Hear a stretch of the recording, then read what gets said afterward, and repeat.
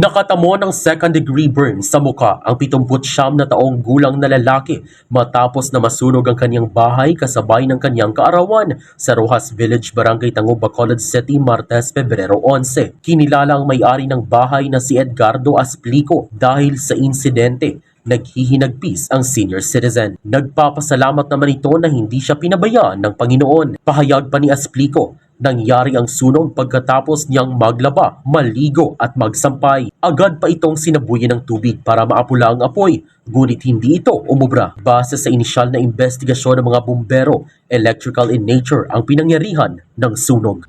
Balita mula sa Negros Occidental, Zairo Vanelbay. Para sa Kampiyon na Balita, Serbisyo Publiko at Kasiyahan sa Negros, K5 News FM. K5 News FM.